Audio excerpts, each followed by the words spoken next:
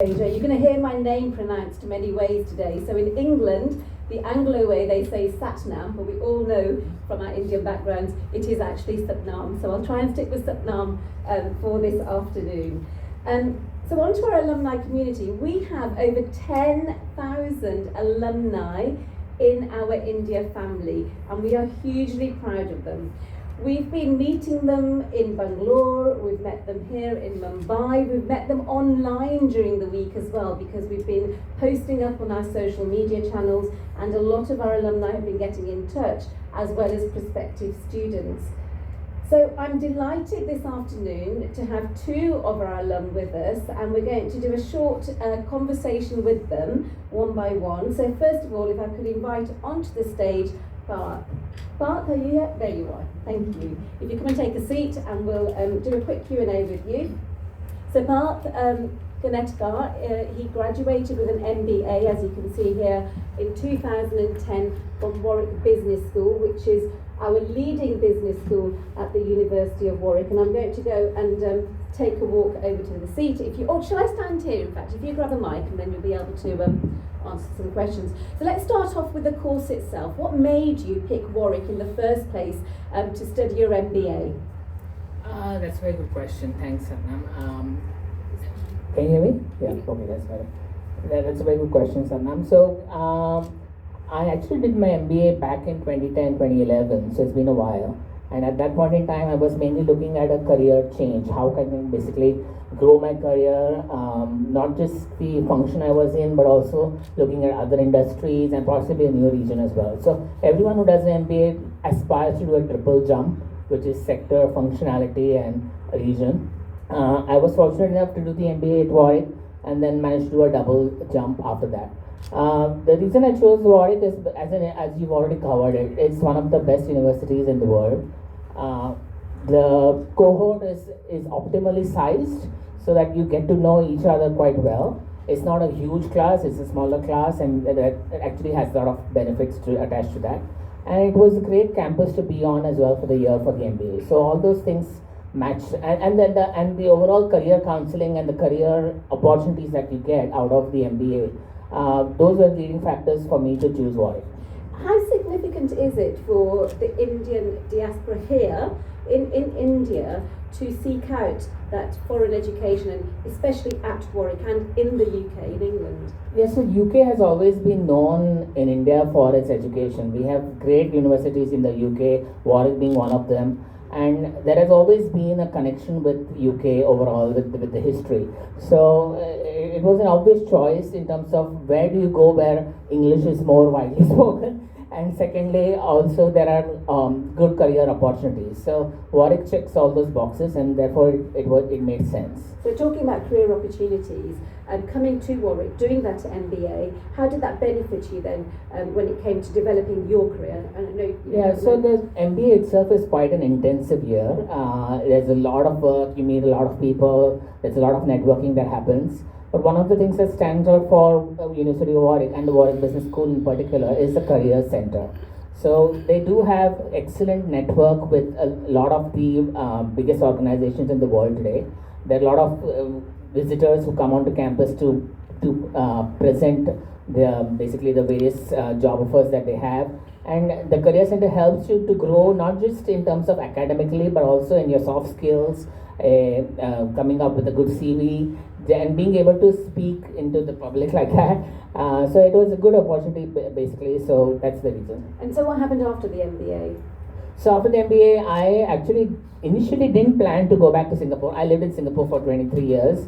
But it happens that I ended up finding a job in Singapore, and I moved back to Singapore after the MBA.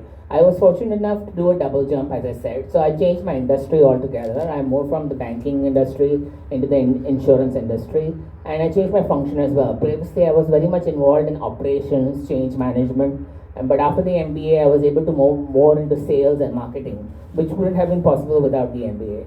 So you made that sort of, I guess, double career jump.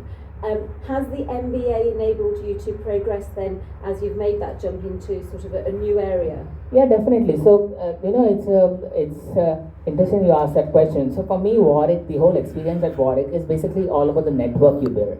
So it was not just my cohort, which I'm still in contact with. We chat almost daily. So it not just that, but it also basically expands your horizons, and you get to meet a lot of new people, and you grow with that. So it brings about like a personal change, like a personality change, you can call it. It helps you to be more confident, understand what you want to achieve, and at the same time, then you plan accordingly, and then you can achieve what you're planning to achieve. So you spent over 2 decades in Singapore developing your career, doing that double jump. You're back here now, aren't you, in Mumbai, giving back to the Yeah. economy here? Yeah, so I moved back to India last year after 23 years in Singapore. Today I work with Capgemini Invent. It's basically, I'm looking at insurance consulting. So it's basically all various Indian insurance players whom I consult in terms of their strategy, what product launch, what they should be focusing on to grow their business in India. And it's great because I'm giving back to something to the country as well. And so I think I really wanted to delve into that because when you go abroad and you study, it's a huge investment. It's an investment in time, it's also a financial investment. But in your mind, how important is it to then bring that skill set back into your home territory? How can it benefit home territory? I think the benefit comes in, you don't have to hunt for the benefit, they just naturally are delivered. So, like for example, I'm working with Capgemini now. Whatever I'm doing, I hope in some way or the other, I'm helping the Indian insurance market in terms of growing organically. So that's how it helps basically. And does it make you more employable here? Sorry. Does it make you more employable here? Definitely. So there's the Warwick name itself on the CV carries a lot of weight. It is one of the top MBAs in the world today. You can look at any of the ratings, Financial Times, Economist. It's one of the always on the top 20. So and then basically with that in your pocket, it kind of gives you a leverage in terms of growing your career. So it's like a stepping stone. So you have to. It helps definitely. So we've talked loads about career, we've talked about the prospects, giving back to the economy here in India.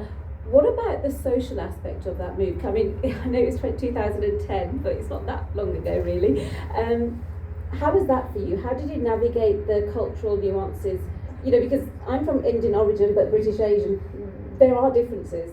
Yeah, for me the biggest change when I moved to Warwick, just to give some context. So I lived in Singapore prior to the MBA, and I moved to the Warwick campus for my MBA in 2010. For me, it was a change of scenery, which was the biggest contrast. So literally, I was staying next to a lake with lots of ducks and geese all around me, and my walk to the university business school was quite interesting. So but in a way, the change really helped. And then the class itself, the cohort. During my time, the cohort was about 70 of us, and we were from about 30 nationalities. So it was really a diverse kind of set of students who were working together and working on the MBA together.